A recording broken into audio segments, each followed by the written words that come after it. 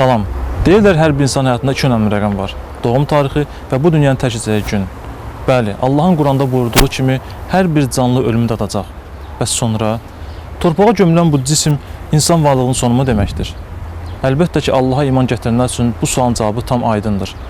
İnsan yenidən dirilmək üçün ölür. Bu da Allahın vədəsidir. Deməli, ölüm yalnız dünya həyatı üçündür. Bəs sonra nə baş verir? Yəqin ki, hər kəs həyatı boyu yaşından asılı olmayaraq bir dəfə də olsun bu sual haqqında düşünüb. Ölümdən sonraki həyat, məyad. Minbər verilişinin bugünkü mövzusu da məhz məyaddır.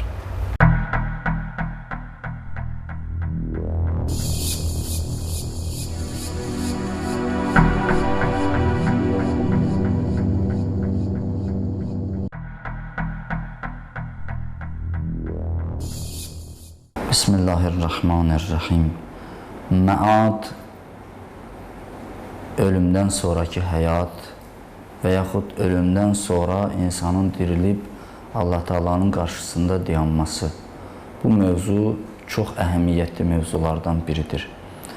Quran-ı Kərim bu mövzuya çox yer ayırıb. Demək olar ki, Quran-ı Kərimin 1/3-ə yaxın olan hissəsi məad mövzusunu əhatə eləyir. İnsanın ikinci dəfə dirilməsi, Allah Taala'nın qarşısında haqq hesab edilməsi, sorğu-sual olunması, insanın necə dirilməsi, bu dirilmə mümkündür, mümkün deyil, bu mövzunun müzakirə olunması və yaxud bu mövzuya inanmayanların suallarına cavab, bütün bunları Quran-ı Kərim işıqlandırıb. Əvvəla mən qeyd eləməliyəm ki, məad mövzusu Allaha imandan sonra müzakirə olunub Quran-ı Kərimdə. Heç vaxt Quran-ı Kərim birinci məad mövzusunu ortaya atmayıb. Birinci Allaha iman məsələsini ortaya atıb. Çünki Quran-ı Kərim buyurur ki, Aminu billah vəl yevmil axir. Allaha iman edin və axirət gününə, yəni məada iman edin. Çünki ilk olaraq insan əgər Allaha iman edərsə, Allaha inanarsa, demək onun xəbərlərinə də inanmalıdır, onun sözlərinə də inanmalıdır. Bu şərtdir. Məad da Allahın verdiyi xəbərlərdən biridir. Məadı biz təcrübi yollarla sübut eləyə bilmirik, ya elmi yollarla bunun mümkünlüyünü sübut eləyə bilmirik. Sadəcə Allahın xəbəridir deyə biz onu müzakirə eləyirik və inanırıq ona ki, Allah Taala bunu xəbər veribsə, demək bu baş verəcək. Quran-ı Kərimdə məadın mümkünlüyü bir neçə dəlillərlə, bir neçə yollarla sübut olunub. Əvvəla Quran-ı Kərim bunu Allahın bir hikməti kimi qələmə verib ki, Allah hikmət sahibidir. Heç vaxt insanı yox olmaq üçün yaratmaz. İnsanı məhv olmaq üçün yaratmaz və insanı əbəs yerə, yəni boş bir məqsəd üçün də yaratmaz. Quran-ı Kərim bunu çox gözəl bir şəkildə, bir sual formasında bəyan edir ki, Əfə hasibtum ənəmə xaləqnəkum abəthə və ənəkum iləynə la turcaun. Siz elə hesab edirsiniz ki, bizə tərəf dönməzsiniz və biz sizi boş yerə yaratmışıq. Bu sualı verməklə bir növ bu düşüncənin Allah Taala barəsində qadağan olunduğunu bəyan eləmək istəyir. Yəni, heç vaxt mümkün deyil Allah Taala kimi bir varlıq, hikmət sahibi insanı boş yerə yaratsın və onu yox olmaq üçün yaratsın. Ümumiyyətlə, ölmə münasibət dünyada müxtəlifdir, məktəblərdə müxtəlifdir.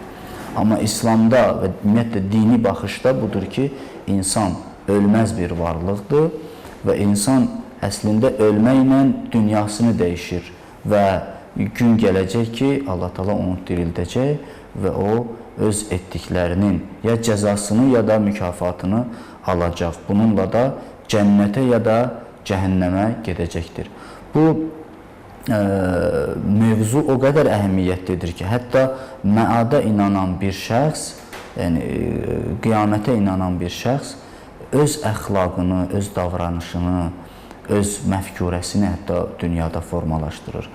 Həzrəti Əli əleyhissalam öz valilərini təyin edərkən onlara etdiyi birinci tövsiyələr bundan ibarət olurdu ki, heç vaxt ölümü yaddan çıxarmayın, məadı yaddan çıxarmayın. Bir gün gələcək Allahın qarşısında siz cavab verməli olacaqsınız. Ona görə sonra buyurur, əgər məadı yaddan çıxarsanız, siz ədalətsiz olarsınız. İnsanlarla davranışınız düzgün olmaz, insanlara zülm edərsiniz. Amma məada inansanız, məadı yaddan çıxarmasanız, heç vaxt ədalətsizliyə yol verməzsiniz. Çünki düşünərsiniz ki, etdiyimiz əməllərin haqq hesabını Allah Teala bizlərdən soruşacaqdır.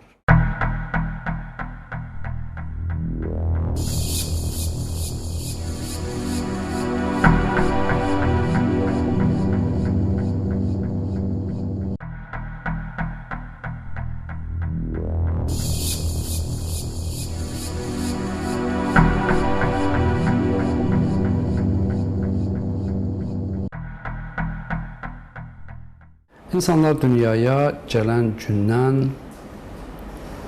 hardan gəliblər, hardadılar və hara gedirlər sualın cavabının dalıcandılar və Allah Teala bu insanlara başa salmaq üçün peyğəmbərlər göndərir.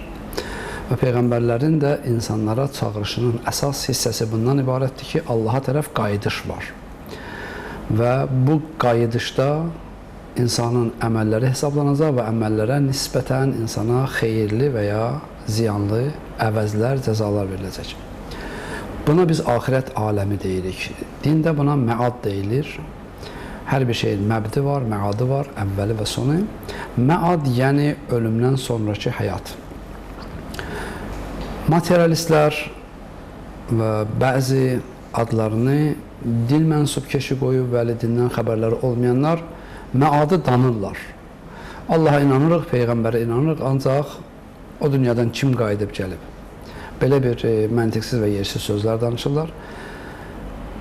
O dünyadan xəbər gətirən çoxdur. Biri elə 124 min nəfər dünyada ən ali və siddiq, düzgün danışan olan şəxslər ki, Peyğəmbərlərdir. Ki, oradan bizə xəbər gətiriblər. İnsanların xeyri bu dünyada yaşayışında və ziyanı ölçülür və insanlar çalışırlar xeyirli işlərə tərəf gedələr. Bir-birlərlə ictimada yaxşı insan olalar, özgəsinin haqqına təcavüz etməyələr, özgəsini əzməyələr, özgəsi ilə xoş dolanalar və bununla da xoş dolansınlar. Bir sözlə məzmunən bunları cəmləsək, olacaq ki, insanlar yaxşı olmağa çalışırlar və pislikləri qınayırlar. Əlbəttə, bu aqil insanların məsələsidir. Bizim o əqli yerində olmayanlarla işimiz yoxdur. Və sualımız o insanlardır ki, bu aqil insandırlarsa, əgər yaxşılıq edirik və 40 il, 50 il bundan sonra ölürük və əriyib puç olub, heç oluruqsa, bu yaxşılıq nəyə lazımdır? Və kimə lazımdır? Yaxşı olmaq nə üçündür? İnsanın içində bir çağırış var ki, elə bu dünya bu cür ola bilməz. Əgər bu boyda dünya insanların ixtiyarındadırlarsa və insana tabi edirsə, necə ki, Allah Teala Qur'anın çox yerlərində buyurur ki, bu hər şey insan üçün yaradılıb və hətta təbiətdə olan çox-çox vəhşi heyvanlar insanın qabağında zəlil olunublar. İnsandan çox-çox qüvvətli heyvanlar. Bunun səbəbi insanın içindən xəbər verir ki, biz bu dünyanın malı deyilik. Biz burada müvəqqətiyik. İnsan bir gün ata belində idi. Bu, belə bir məsələdir ki, də bunu nə tibb danır, nə elm danır, nə elmsizlər danır. İnsan bir gün oradan ki, bir həyatdır, belə təsəvvür edir ki, bir kəs gəlib ona deyir ki, sən buradan köçəcəksən başqa bir dünyaya, ana bətninə, ora daha genişdir, daha böyükdür və sən orada böyüyəcəksən, şəkil alacaqsan. O da deyəcək ki, ana qarnından xəbər gətirən kim olubdur? Bir gün ana qarnına intiqal olunur. Ananın rəhmində başlayır böyüməkliyə, şəkil alır, bir həyat yaşayır orada.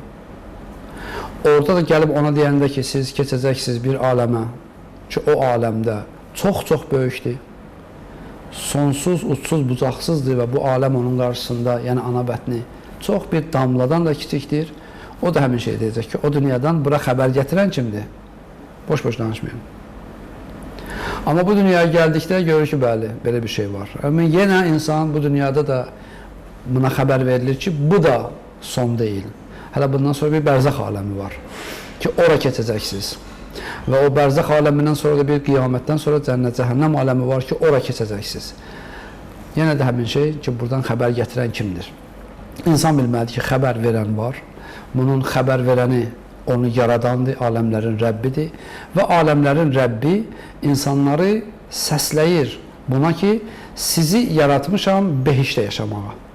Yəni, biz bir çox ayələrdən bunu ələ gətirə bilirik və bir çox hədislərdə bu buyurulur ki, əleyhissalam hədislərin birində buyurur ki, insan özü ucuz satma, sənin qiymətin cənnətdən aşağı deyil, ondan aşağı nə versələr ziyan eləyərsən, yəni cənnətdən ucuz satma. Bu göstərir ki, insanın bu dünyada yaşayışının məqsədi o deyil ki, insan ilə bir ömür, o üzr istəyirəm ifadəmə görə, heyvan kimi yaşaya, ölə və yoxa çıxa. İnsan şuur və təfəkkür sahibidir və yer üzərində demək olar ki, yeganə varlıqdır. Şuur və təfəkkür cəhətindən imkanı olan və bu dərk etməlidir ki, belə bir varlığın yaradılması 50 il, 60 il ömür üçün deyil. Halbuki bunun bir hissəsi uşaqlıq vaxtını keçir, bir hissəsi qocalıq vaxtını keçir ki, insan fəaliyyətdən qalır. Yəni, bu fəaliyyətsizlik dövrünün kənara çıxanda biz baxıb görürük ki, cəmi insanın vur-tut 30 ilə yaxın bir fəaliyyət dövrü var. O da elə yalandan yaşayıb 30 ili əriyib, çürüyüb, yoxa çıxmaq üçündür. Bunlar hamısı insanların dindən kənar qalmaq və özlərini aldadaraq qiyamətin məhsuliyyətindən boyun qaçırmaq istəmələri kimi bir şey adlandıra bilərik. Yəni, onlar istəyirlər bu şeylə, boyunlarından qaçıralar ki, inanmırıq, deməli yoxdur. Amma hamı bilməlidir, var. Ki, İmam Sadiq əleyhissalatu vəssalamdan bir hədis nəql olunur ki, o ilə də sözümüzü yekunlaşdıraq. Bir nəfər imamın yanına yaxınlaşır və buyurur ki, ağa, məni muizə edin, mən axirət aləminə inanmıram. Etiqadım gəlmir, yəni inana bilmirəm. İçimdə şübhələr var. İmam belə bir şey, təqribən bizim dillə də ona buyurur. Buyurur ki, tutaq ki, biz ki deyirik, yalan danışma, oğurluq etmə, bu işləri görmə, düz ol, səni axirətdə səadətli həyat gözləyir. Və sən bunları etdin, yaxşı bir insan oldun və vəfat etdin, getdin. Biz deyən olmasa belə, nə udursan? Dedi, heç nə. Dedi, birdən biz deyən olsa nə olacaq? Və sən də biz deyənə qulaq asmasan. Yəni, insan bir qaranlıq tünelə girir. Ona tünelin ağzında xəbərdarlıq edirlər ki, bu tüneldə çox şiddətli, dərin dərələr var. Yuxarıdan sıldırım, qayalar sallanır, başını yarar. Burada düşsən, ölərsən, orada düşsən, yaralanarsan. Çox ehtiyatla, addım-addım, sakitcə keç, o başına çıx. Tutaq ki, bu tünel tam hamardır. Bu insan ehtiyatla oradan keçərsə, nə odur? Heç nə. Amma ehtiyatın itirərsən, sözə qulaq asmazsa və o xəbər verənlərin xəbəri düz olarsa, onda nə baş verəcək? Onda bu baş verəcək ki, Yasin surəsində Allah Teala buyurur, qalu ya veylana men ba'athana min marqadina. Deyirlər, vay olsun bizlərə, kim qaldırdı bizi bu qəbirlərimizdən? Hada ma va'adar rahmanu və sadaqal mursalun. Ki, həqiqətən bu Rəhman Allahın vədəsi idi və Peyğəmbərlər düz deyirdilər. Yaxşı olar ki, insanlar ağıllarını işlədələr, düşünələr və başa düşələr ki, bu var, haqdır və bundan qaçmaqla deyil, bunu qəbul edib, özünü ora hazırlasınlar.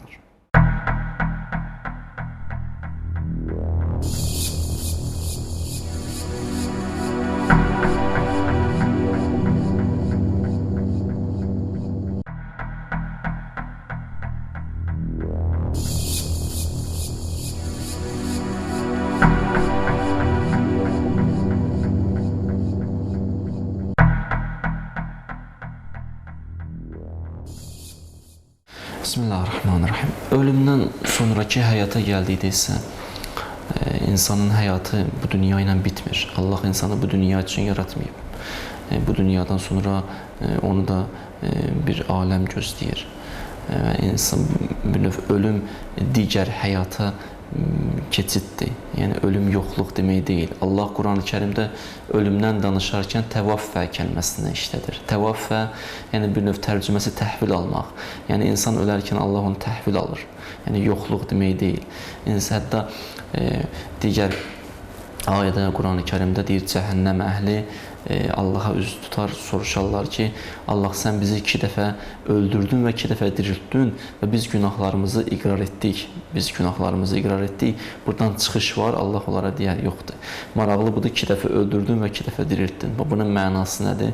Bunun mənası budur, insan dünyasının değişəndən sonra, öləndən sonra bərzəx adlı bir aləmə tərəf üz tutur. Bərzəx də dünya ilə qiyamətin arasında olan bir aləmdir. Yəni, insan öləndən sonra o aləmə üz tutur. Oranın da cənnəti, cəhənnəmi var.